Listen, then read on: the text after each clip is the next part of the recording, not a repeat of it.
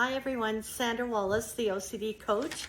We are on session 4 of our mini-series on educating people on what is OCD, the causes, the risks, the types, and the #1 gold standard treatment and technique used to overcome OCD. Those have all been discussed on previous sessions, so if you're just joining us for the first time, please go back and watch all the other sessions that led us up to today's session, session 4. And it will all tie in nicely for you. So today I want to talk about habituation. Now, when we talk about habituation, it's diminishing of a physiological or an emotional response to a frequently repeated stimulus. So what I'm trying to emphasize is that the physiological and the emotional response that we initially have to something that we face, if we continue to face it frequently, then the repetition of exposing ourselves to that, the stimulus and the response that our body gives and our mindset gives is lessened over a period of time.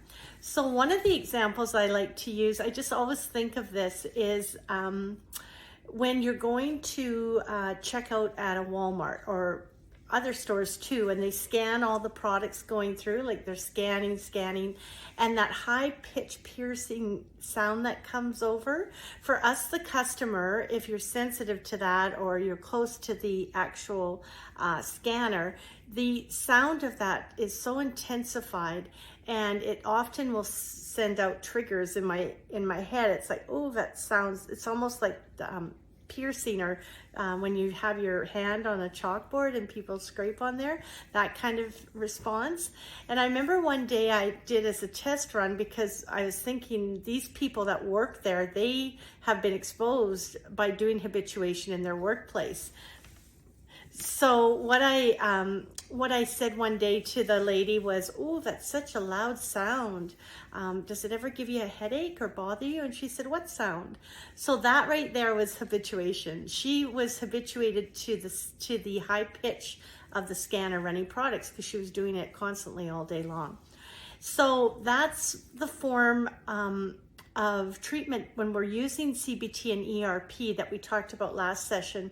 By doing the exposure over and over repetitively, you start to habituate. Now, for habituation to happen, and for that stimulus and your reaction mentally, emotionally, physiologically, in order for that to take place, habituation has to happen effectively, and needs to follow some very specific guidelines. So we need to make sure with habituation, I have an acronym, and it is IFDC. So we need intensity, we need duration, we need frequency, and we need change. So those are the 4 factors that we need to make sure that are part of our habituation in order for it to be effective. And over time we desensitize. So I'll give an example for exposure. When I was doing contamination, I had to continue touching things that I thought were dirty. And I went as far as dumpster diving. I did a lot of interesting, creative ways of overcoming my OCD. But the longer I withheld showering or washing my hands after I thought it was dirty, the less anxiety provoking it was, and I was able to stretch that over a longer period of time.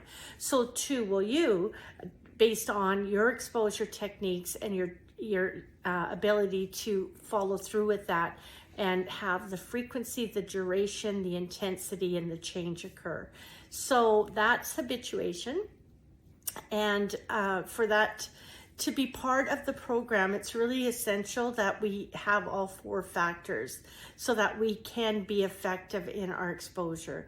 Because what happens is, if we're not doing the exposure long enough, then we're not getting the benefit of it. I know that when I work with clients, I often like to I request to see their homework and see where their anxiety rating is, because it tells us a lot about the effectiveness of their exposure based on their anxiety level.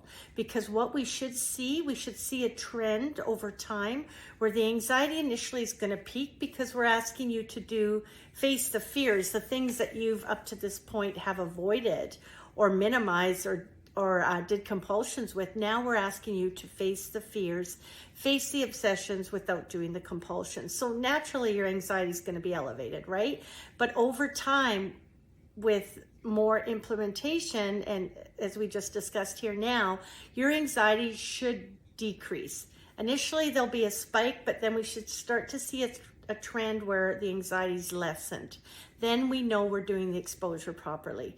Now, if that anxiety is going up and it's spiking rather than coming down, then I have a lot of questions to ask. I need to know how long you're spending, because sometimes if we overexpose in the sense of doing something for too long, so for example, you end up going to a mall and you haven't been to a mall yet, but the anxiety, the idea of going to a mall, the anxiety is maybe a 3 or a 4, and you go to the mall and you spend an hour to 2 hours, naturally your anxiety is going to spike. So I always like to do things gradually, and we need to get in there and do the exposure, be effective in it, and get out before we start to do compulsions.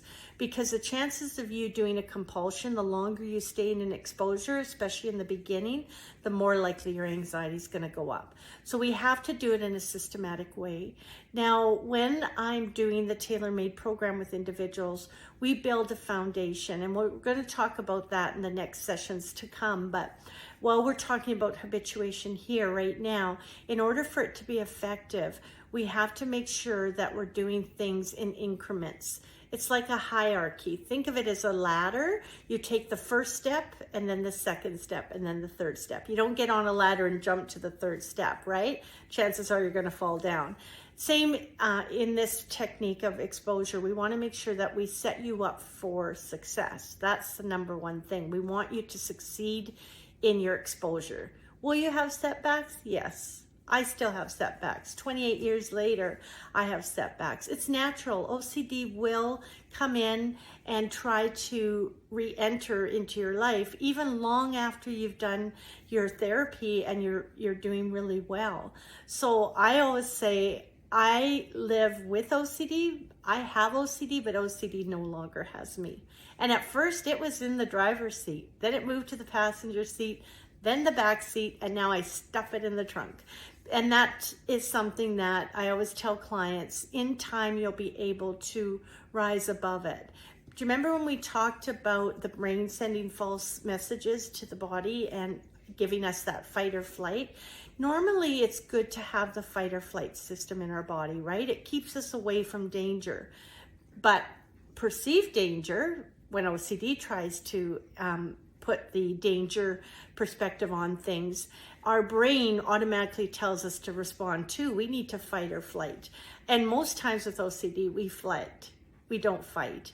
So I teach clients to be able to start facing and challenging their OCD and being able to confront it over time. But it does take lots of work. I'm not going to lie. It's very time consuming if we're going to do it right. And we need to set it up so that you have things in place and coping techniques and supports in place before you start doing your exposure. But it's so worth it. I just can't tell you how worth it is. I always say you take the easy way out, life gets harder, but if you take the hard way out, life gets easier. And that exact thing happened for me. And I know it can happen for many of you listening out there. Just have faith and have courage. Because you know what, up to this point, what have we had? We've had a lot of tremendous guilt and shame because of our thoughts. And now it's time to turn that around. We need to have that pivotal moment where we say, no more. We will start challenging and facing OCD and seeing it for what it truly is. So keep believing in yourself. Next session, I'm going to focus in on some of the more the hierarchy and the importance of working with a coach, working with a trained professional, because it's really important that the person that you're working with knows OCD very, very well, because we need to know what to ask in order to get the answers. And often, especially in the beginning when working with someone, people don't want to reveal it. I remember sitting in Dr. Rowan's office as she was putting all the broken pieces of the puzzle together. And when she looked up and said, Sandra, you have obsessive compulsive disorder, part of me was so relieved because I could put a name to it. But another part of me was actually terrified because I thought, now what? Will it be easy? Will it be harder? And it did. It got harder before it got easier. But with the right techniques and the right supports, you can and will rise above it. Thank you for listening. We'll see you on the next session. I'll meet you there.